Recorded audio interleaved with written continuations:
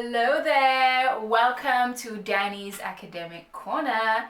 If you are new here, hello and welcome. This channel is dedicated to talking about navigating the academic journey. If you are an academic or aspiring to be in this academic space, whether as a student, a researcher, a lecturer, welcome on board. Check out my videos, see if you like the vibe, and hit subscribe, and welcome to the fam. So I am back with another video, and boy, these past few months have been hectic. So for those of you who do not know, I'm currently living in Chicago, and I am doing my master's in public health in a university here in Chicago. So yesterday marked my the last day of my first semester here of my MPH program, and I'm so excited. Oh my God! Wow! Because it really has been a whirlwind, coming to Chicago from South Africa, settling into this new environment, and also just like adapting to life as a student again, because the last time I was in university as a student was in 2019 when I graduated. Oh my God, let me move this chair. It keeps on banging against the wall.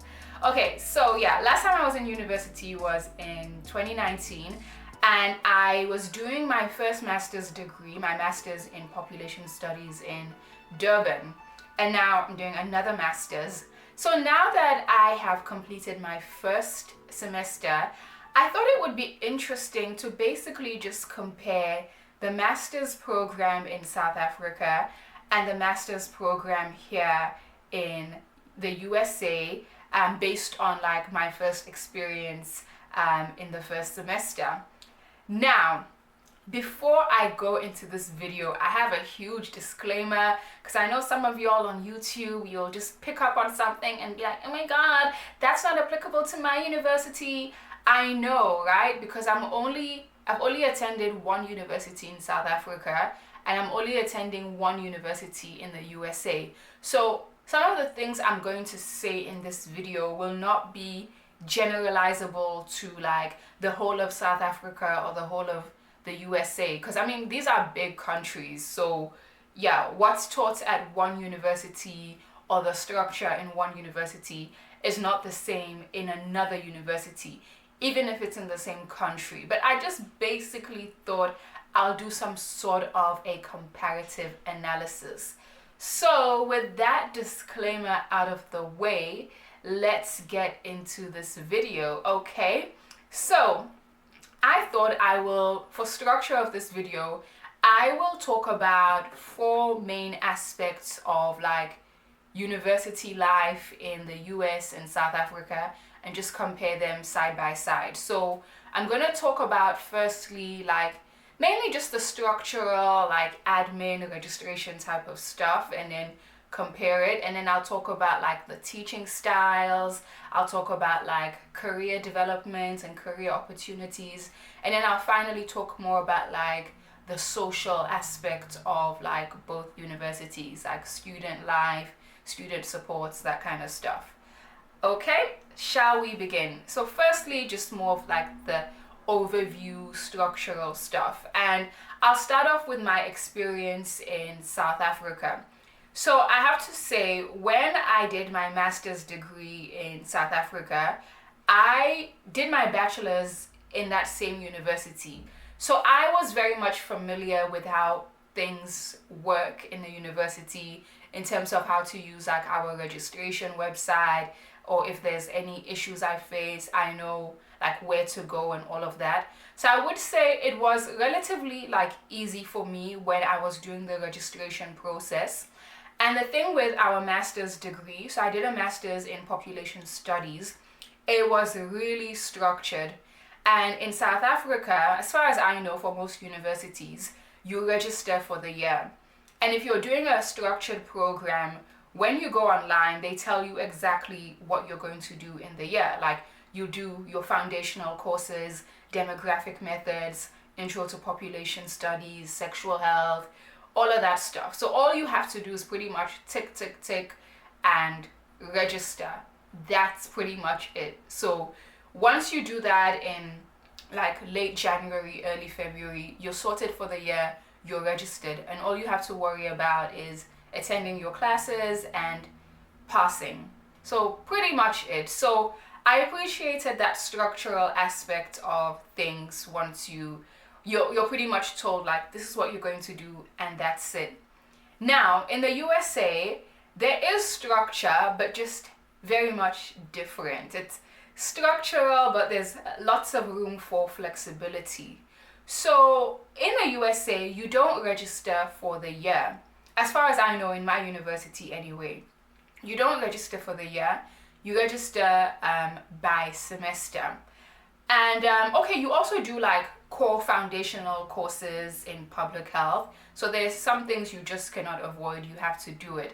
But then there's this one course, like quantitative research methods, like biostatistics, where you can take it over 2 semesters because it's quite like an intensive course. You know, the workload is a lot, and some of my peers, they also like work. So a lot of people are like, oh, you know, like that's just a lot to do in one semester. So you have the option of spreading that course over 2 semesters or just doing it in one semester. So in that sense, there's like room for flexibility. Whereas in South Africa, you have to like make your schedule work around your courses. But here it's very much like you build your schedule, you build your structure, you know, bearing in mind you still have to do the foundational courses. And another interesting thing, like I said, you register per semester. So what we do here, you have a faculty advisor, kind of like a supervisor in SA. You have a faculty advisor, and they're pretty much your advisor throughout your degree program, not just for your research projects. And you and your faculty advisor, you basically discuss how you're going to structure your degree program over the course of the degree. Like what courses you want to do, what electives you want to take to like support the career you want to pursue, and amongst other various things. So the faculty advisor is more than just a person who helps you with your research. So we're given something called a program proposal in the first semester, and you're given a deadline. So in that program proposal, you have to like state, okay, in first semester, these are the modules I'm doing. In second semester, these are the modules I'm doing, and so on and so forth. And then you and your supervisor agree on it, and then you send it to like the department, whoever is in charge of like ensuring those documents are filed. So the registration process is very much self-driven in terms of what courses you want to take to ensure that you kind of get the best out of this degree. Because in MPH, even though it's a master's in public health, we're in different divisions. So there's like environmental health, and there's people in health policy administration, people in maternal and child health, like myself. So you really have to ensure you're doing things that align with the kind of career you want to pursue. And also with your electives, you have to do a lot of research prior to registering for them. So like the professors will have their syllabus up on the website, so you have to check out the kind of stuff that they teach, and then you tell your faculty advisor, okay, I'm interested in so and so's course because I think it would help me to develop my statistical analysis skill, or I'm interested in public health media communications because I see myself doing like a lot of communications in my career. So yeah, like I said, it's very much flexibility, a bit of structure. So all in all, comparing the two, the very much structured way of registering in South Africa and the more like flexibility, self-driven process in the US, which one is better? To be honest, like there is no better like option, because I feel that it's good to be exposed to both.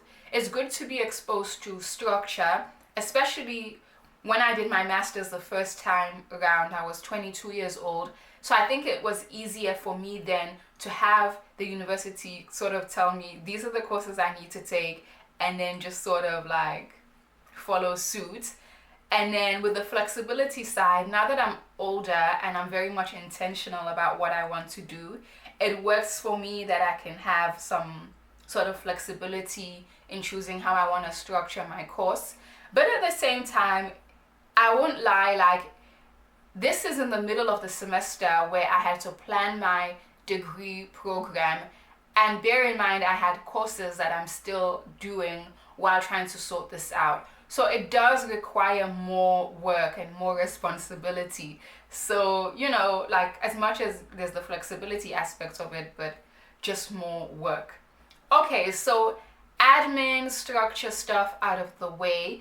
Let's get into teaching style. And I'm so excited to talk about this one because I've been telling quite a few of my friends in SA, like, guys, things are so different here, like the way these professors teach. Okay, so I actually made a couple of notes so I don't deviate too much. Okay, so again, let me start with South Africa. Now, the first thing I want to say, teaching style also depends on like the subject or the material that you are teaching. So if you're teaching a course that's like quantitative mathematics, it's going to be very much like instructional. So back home, I did like demographic methods. So that's, yeah, like quantitative stuff. And this semester, I did biostatistics. So the teaching style was pretty much the same. It's like, okay, this is the formula, this is the step, this is how you do it, end of story. I mean, when it comes to mathematics, there's not a lot of room for like engaging and sharing your thoughts. It's just formula. So yeah, with the teaching style, with that, it's just instructional. You're told what to do, you implement it. You know, fair enough. Now, when it comes to subjects that requires more like critical thinking, writing, analysis, quite different. So in essay, I think we focus a lot on like the theoretical aspect of things. Like back home in population studies, you know, you learn about the whole like Thomas Malthus debate about overpopulation and Karl Marx, you know, and it's good to obviously be exposed to the theories, but those writers were like they were writing in their time, and you know, you think, okay, like I'm living in the 21st century, I'm not living where Karl Marx lived, you know, things are kind of different in a way. Of course, we still have like class struggle and like issues of distribution. But yeah, the theoretical nature of some of our courses so sometimes just make you think like, oh, I can't really relate to what I'm learning, because it's just very much like, let me learn these theories, let me learn these concepts and sort of write my paper and be done with it. Bear in mind, we did have subjects that were sort of more like applicational. Like I remember we had to do a project where you were analyzing the health system of a country. So that's obviously much more like practical and like something operational in public health or population studies. But I feel like in the US side of things are much more applicational. Like from day one, you're learning about like the Chicago community areas. We're learning about like how to do a community needs assessment, how to write a grant proposal. It's very much, you're learning things that you're really going to be using when you get out of university. Like when you apply for a job, like especially in the NGO sector, they want to know, can you write a community needs assessment? Can you write a grant proposal? How is your communication skills? So in that sense, like there's a lot of like applicational work.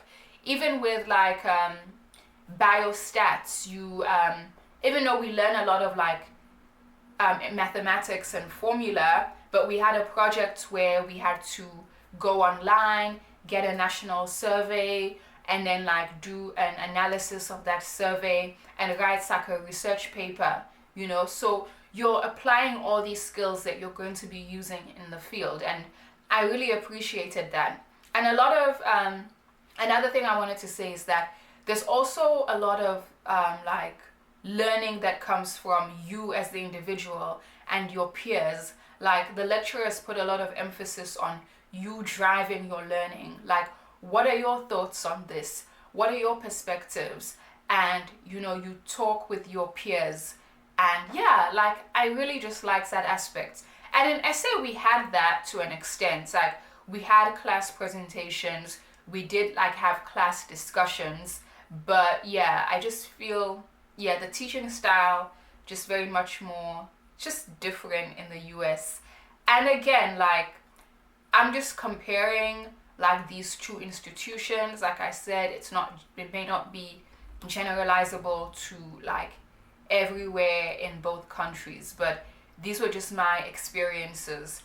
Okay, so let's move on to career development. So of course, when you are doing a graduate program, you're doing it because you want to like really specialize in something, and you're hoping that this graduate program will like advance your career development.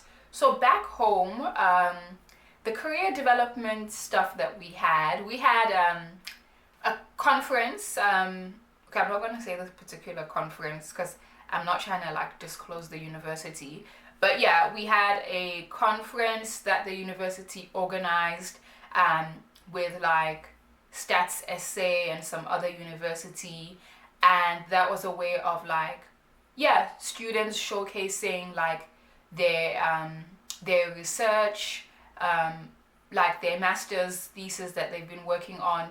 You can go to the conference and present. So that was like one major way of career development and networking with like potential employers.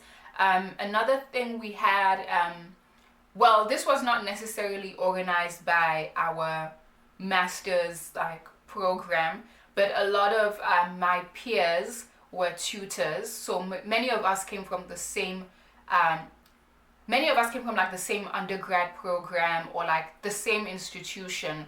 So most of us were hired as tutors. So if you want to pursue a career in academia or lecturing, this was a way of like practicing and implementing your skills.